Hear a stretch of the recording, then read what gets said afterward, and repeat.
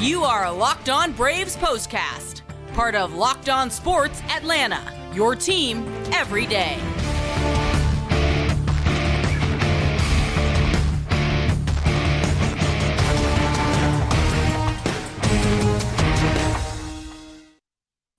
Welcome into the Braves postcast, part of Locked On Sports Atlanta. Grant McCauley, Jake Mastriani with you after what was an exciting night of baseball at Truist Park. The Braves grabbed their second walk-off on this homestand, second walk-off of the year as we're still in the early going, and they win their first extra inning game to boot thanks to the first home run in a Braves uniform from Sean Murphy. A lot of things went right in a 5-4 victory over the Cincinnati Reds, and we are glad you've joined us here on the postcast. So we're going to go through this win, talk about all the big things that happened, and of course get you set for Tuesday, which is going to be an important day for the Braves as well. Before we get started with all that, I want to remind you, of course, to subscribe to Locked On Sports Atlanta right here on YouTube. Click the bell to get notified. Go ahead and give us a like if you don't mind. That would be helpful as well. And make sure to subscribe to Locked On Braves wherever you get your podcast. Jake, I think that this is one of those games that it just kind of felt like maybe just a run might solve the night for the Braves, especially the way Bryce Elder was pitching. It might turn into a victory, but it turned out in the end they needed quite a few runs as things didn't go exactly to plan in the late innings. But with the finish that they got, I think it's hard to really quibble about the missed opportunities prior to the 10th. Yeah, I mean, I don't know if they're going to walk off for every win they get at home this year, but it certainly makes it exciting for the fans when they do that. But yeah, I mean, you had all the emotions in this one. You kind of thought once they got those add-on runs 3-1, you felt really comfortable with AJ Minter coming into the game. Then all of a sudden it looks like you're going to blow it and lose it, and this losing streak's going to continue. And then you get the walk-off from Sean Murphy, who was player of the night. Obviously, Bryce Elder, a great start again, but what a night for Sean Murphy. What a night for the battery, I guess, overall, to your bigger point, because Bryce Elder went out there and was dealing for the Braves. He won't get the win in this game, but he is a big reason why the Braves were victorious on this night for sure. Let's jump inside the box score of this 10-inning game. Reds take the loss, dropping to 4-5 as they're walked off by the Braves and Sean Murphy's 2-run homer in the bottom of the 10th inning. 4 runs, 12 hits, no errors, 7 men left on base for the Reds. 5 runs on 10 hits, no errors, 9 men left aboard for the Braves. They had opportunities throughout the night, and they just couldn't seem to get the big hit when they needed over the first 6 or so innings. Then the big hits started to come, and the Braves were able to build a lead. They just couldn't hold on to it, but they got the hit they needed in the end. The Sean Murphy homer made a winner of Dylan Lee's 1-0. Derek Law takes the loss. He didn't have to work very long for it either. He's 0-2. No save, 2 hours, 47 minutes, the time of game, 30,237 on a hand to see it. Let's talk a little bit about Bryce Elder, then we'll jump into Sean Murphy, the night he had, and of course, what he could mean to the Braves in that cleanup spot if he's going to see some considerable at-bats there. But Bryce Elder was the opening day pitcher for the Gwinnett Stripers. He is now the only Atlanta Braves starter who has managed to throw 6 or more innings in each of his first 2 starts this year. And oh, by the way, he hasn't given up a run yet. This guy seems like he is just picking up where he left off last year to help stabilize the Braves rotation when they need him. Yeah, only Brave starter to throw a complete game last year, and now the first Brave starter to get an out in the 7th inning this year. So, look, something's working for him. Clearly, he's figured something out here. And again, for me, it's that sinker slider combination. You know, that sinker that's diving into righties and then away from right-handed pitchers. I think he's just mixing those 2 pitches good, well, and then he's got the changeup that dives down as well. So again, I've said it all along with Bryce Elder, all of his pitches just have so much movement. If he can just trust them in the strike zone, get the weak contact as he did, 88 mile per hour average exit velocity against him. That's solid. You'll take that. 6 ground ball outs. So keeping the ball on the ground when they were put in play, and then 7 strikeouts tonight. I mean, a good bit of strikeouts for him as well. So again, just great stuff from Bryce Elder. I think you're seeing him kind of get past that mental hurdle that I think Schuster and Dodd are going to have to get past before they can really start to become players that you trust in the rotation. But I think Bryce Elder's just continuing to get that confidence each time he goes out there. Helps to have somebody like Sean Murphy behind the plate. But yeah, a great outing from Bryce Elder when the Braves absolutely needed it. Yeah, and you brought up something you kind of read my mind with, and it takes young pitchers, including Bryce Elder last year, I think, a little bit of time to really trust himself around and in the strike zone against major league hitters. Sometimes I feel like, and we talked about this with Jared Schuster, we talked about it yesterday with Dylan Dodd, maybe just trying to be a little bit too fine, maybe just making some mistakes in the strike zone. You don't want to compound it by walking a bunch of hitters. That certainly has been a problem for Schuster more so than Dodd. But be that as it may, I feel like Bryce Elder is one of the latest and greatest examples for a young Braves pitcher that comes up, learns some things at the big league level, figures it out, and then comes back and helps out the team after having to go back down to AAA last year and even being optioned down in spring this season as part of that battle for the 5th spot in rotation. I feel like that may be a spot that Bryce Elder could be holding on to for a while. We'll see how everything plays out. Of course, we have Kyle Wright rejoining the rotation on Tuesday, something we'll talk about a little bit more later. But 6 1/3 innings, 6 hits, no runs, only 1 walk, and 7 strikeouts. Jake mentioned a lot of ground balls, a lot of weak contact for Bryce Elder. 12 1/3 innings this year, 13 punch outs. He's allowed 8 hits and 4 walks and has yet to be scored upon by either the Reds on this night or the Cardinals in his season debut last week. And again, the only Braves starting pitcher that's been able to go out and register back-to-back 6-inning-plus starts. That's what Bryce Elder has done despite beginning his season in the minor leagues. So certainly an interesting trek for the Braves right-hander. We're going to talk a little bit about Sean Murphy and the Braves offense, but before we do, I want to tell you about our sponsor, Pro Baseball GM. If you download Pro Baseball GM today, it'll let you manage every aspect of a franchise, playing through the season and leading your franchise and fans to glory as you build a historic dynasty. At least that's the idea. You got to hire the right coaches and staff, manage your team's finances, scout and draft players, deal with free agency, manage difficult personalities, injuries, all the stuff that every GM is having to do. That's what you get to do right here with Pro Baseball GM. And if you go and put to the Locked On Braves postcast listeners, I should say, get a 100% free boost to their franchise when using the promo code Locked On in the game store. So if you go to probaseballgm.com, scan the code, find it in the app store. That's probaseballgm.com. Ultimate Baseball GM. Start your dynasty today. So Sean Murphy was the guy who made the big plays for the Braves at the plate in this game. He got him started with an RBI double. He walked it off with that 2-run homer. A 3-hit night for him with the 3 runs knocked in. We talked a little bit about Sean Murphy. I feel like people were kind of jumping on him early because he was, 1 for 10 to start his Braves career. This guy's going to hit some, Jake, and I think he showed you tonight exactly what kind of hitter that he can be.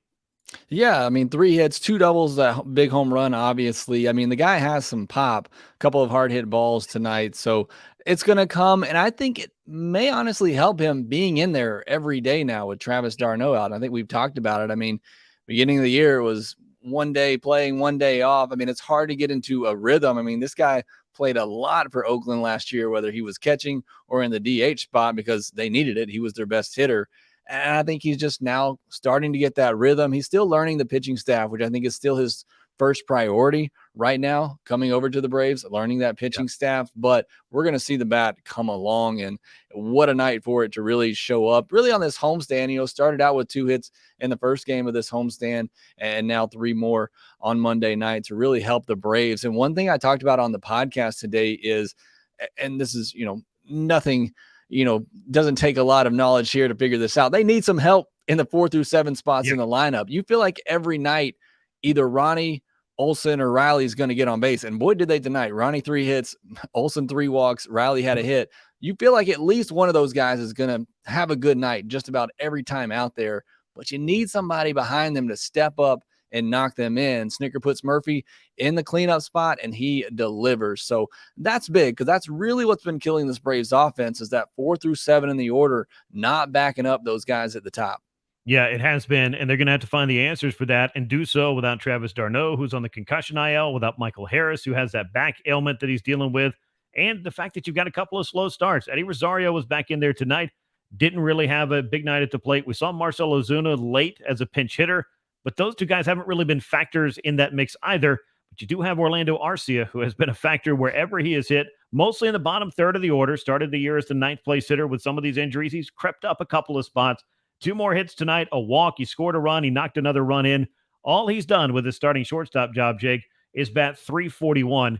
And he's shown it on defense as well. There was a little bit of an injury scare, I think, when he slid into home plate, and I think he was just fine because he obviously finished the game and was able to get back out there and keep playing. But I don't think the Braves could afford another injury, so fortunately we don't have to talk about that. But what we can talk about is the fact Orlando Arcia seems to be in the middle of a lot of good stuff for the Braves here in the first 11 games. Yeah, I mean, what a 2 weeks now for Orlando Arcia. Last week we said, what a week for him. He signs the extension, wins the starting shortstop job, on fire to begin the season, had the walk-off hit to start this homestand. I mean, the guy is just in an unbelievable stretch right now. He's completely locked in. Look, history tells us this may not last, at least to the level that he's hitting right now. But again, like I said, when you're needing some help towards the bottom of this order, it's good to see somebody there stepping up and playing a big role and getting on base, continuing to hit the ball hard. And then that defense, which I think is what the Braves really wanted when they went with him, is just to have that sure glove and that good arm at shortstop that you can count on. And he's given that, but I don't even think the Braves could have expected what he's given offensively to them so far. And it's been great, and it's been needed because of the injuries and because of that lack of production in the middle of the order. Yeah, and look, Orlando Arcia, nobody's expecting him to come out and bat 340 this year, but I do think he's capable of hitting somewhere between 260 and 275 with some power if things are going well for him, and they have gone pretty well for him in a Braves uniform. Has he reached those numbers yet? No, but I think he's also had to kind of, get in when he can, and he got a little bit more of an opportunity and some run in 2022, filling in for Ozzie Albies. But I do think there's a little bit of upside, perhaps above and beyond what he showed early in his career with the Brewers. And the Braves believe that he has made some real offensive adjustments since coming over in that trade. And clearly he has won the faith of the team to win that starting shortstop job. And Arcia continues to show them exactly what kind of player he can be. Ronald Acuna Jr. did a nice job of setting the table tonight. No steals, no homers, no runs scored for that matter. He was 3 for 5, though. But it seemed like, at least in that first, 5 or so innings, Jake, were the Braves ever going to get that hit to get somebody around, get somebody across, and grab an early lead in this game? Yeah, I was surprised not to see Acuna running in a couple of those opportunities, especially with the way the offense was struggling. But yeah, 3 hits for him, 3 singles. I know there were a couple double plays in there behind him, but yeah, very rarely is Acuna going to have, 3 singles, not score a run and not steal a base. So again, a little surprised to see him not going, but great to see him getting those hits, continuing to hit the ball hard, had the hardest hit ball of the night. The ball hit 111 miles an hour. So certainly great to see him. He had 4 hard hit balls. There were only 8 hard hit balls by the Braves in this game, 4 by Acuna, 2 by Murphy. So again, he's doing what he's been doing all season long. Hopefully that continues. And again, if he keeps getting on base like he has been, he's going to score a lot of runs. I believe he was tied for the National League lead coming into today. So again, very rarely is he going to get on base that many times and not come around. Yeah, and I do believe the home runs are going to show up in bunches again. I had somebody ask me on Twitter, was I concerned about the launch angle? It's still not back up to the level that it was pre the knee injury. And of course, in 2022, his launch angle was down significantly from what it was prior to that. And clearly in a season with Ronald Acuna Jr., only it's 15 home runs. You kind of wonder what's going on there. But I do think, and there was a deep drive that he had later in the game, another of those hard hit balls for him. I think the home runs are going to show up. I think as the weather heats up as well, Ronald's going to start hitting the ball hard, and it's going to start carrying, and he's going to start finding those home runs. But just looking at the dynamic play that he has made, both on the bases, in the field, at the plate, the things that he is doing, I feel like Ronald Acuna Jr. is back, and those numbers are certainly going to show up, whether or not we get to update the 40-40 counter every single day or not. As far as the rest of the Braves lineup, they were kind of searching for some hits. It has been a little bit troubling to see the amount of double plays that are getting bounced into.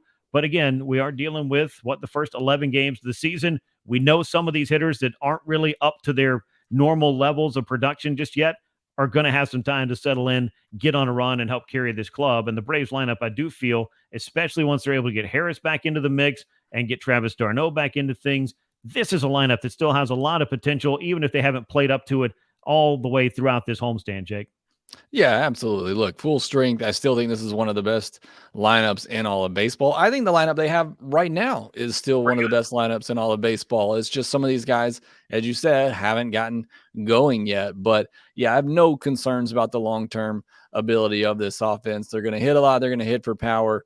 It just hasn't been there as much the last couple of days. But thankfully, it was there when it mattered the most on Monday night. Sean Murphy comes through with the home run.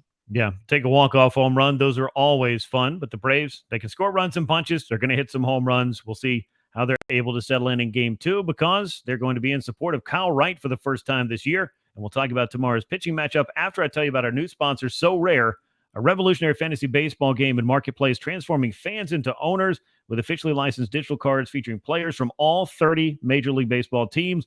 Unlike other fantasy baseball platforms, So Rare managers truly own their fantasy experience as they collect, buy, sell, and compete with player cards against global opponents to win big rewards. And win or lose, you still own your cards, and there's no cost to play. Head to SoRare.com/lockedon to draft your team of free player cards, set your lineup, and start competing today and win those epic rewards. That's SoRare.com/lockedon to start playing today.